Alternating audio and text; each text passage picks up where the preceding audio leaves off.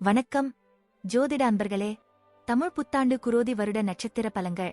ரோகிணி நட்சத்திரம். இந்த ஆண்டு புதிய முயற்சிகள் எதிர்பார்த்தபடி நடக்கும். கவலை வேண்டாம், கற்றறிந்த மேலோர் கௌரவிக்கப்படுவர். தாயாரின் நலத்தில் கவனம் செலுத்த வேண்டிய நிலை உண்டாகும். பொதுவாக எவ்வளவுதான் சங்கடங்கள் ஏற்படுமானாலும் உங்கள் அந்தஸ்துக்கும் குந்தகம் ஏற்படாது.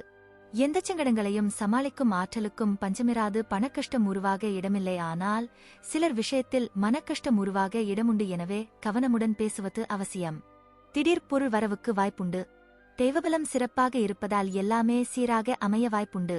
பிள்ளைகள் நலனில் கவனம் செலுத்த வேண்டியது அவசியம். இந்த ஆண்டு பல கஷ்டங்களும் உண்டாகும், ஆனால் இந்த கஷ்டங்களை குரு அருளால் நீங்கள் இலகுவாக சமாளிக்கவும் இயலும்.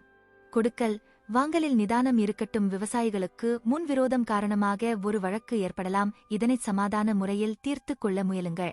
வியாபாரிகளுக்கு அளவான லாபம் உண்டு. பொறியியல், விஞ்ஞானம், கணிதம் போன்ற துறைகளில் உள்ளோருக்கு உற்சாகம் தரக்கூடிய நேரமாக இருக்கும். கலைத்துறையில் சாதகமான போக்கு காணப்படும். இயந்திரத் தொழிலில் சம்பந்தமுடையோர் எச்சரிக்கையாக இருப்பது நல்லது. மாணவர்கள் கல்வியில் வெற்றி பெற நிறைய முயற்சிகள் எடுக்க வேண்டி வரும், ஆனால் வருடத்தின் பிற்பாதியில் கிரக நிலை மாற்றம் உங்களுக்கு சாதகமாக அமையும். கல்வியில் நல்ல வெற்றி கிடைக்கும். உங்கள் கல்வியில் தடைகள் இருக்கும். உங்களுக்கும் கொஞ்சம் சோம்பேறித்தனம் இருக்கும், ஆனால் இவற்றையெல்லாம் ஒதுக்கி வைத்துவிட்டு படிப்பில் கவனம் செலுத்தினால் நல்ல கல்வியை பெற முடியும். வியாபாரத்தில் ஏற்ற இறக்கங்களை காட்டுகிறது. உங்கள் வணிக கூட்டாளருடனான உங்கள் உறவு ஏற்றத்தாழ்வாக இருக்கலாம். இது உங்கள் வணிகத்தை பாதிக்கும் என்பதால் கவனமாக இருக்க வேண்டும். சக போட்டியாளர்களின் மறைமுக எதிர்ப்புகளை முறியடிப்பீர்கள். பங்குதாரர்களுடன் இணக்கமான சூழ்நிலை ஏற்படும், ஆனாலும் வியாபாரத்தை விரிவுபடுத்தவோ அல்லது புதிய முதலீடு செய்வதையோ கண்டிப்பாக தவிர்க்கவும்.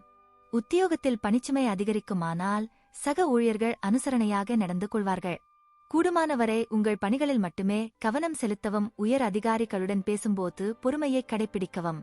நன்றி, வணக்கம், வாழ்க வளமுடன்.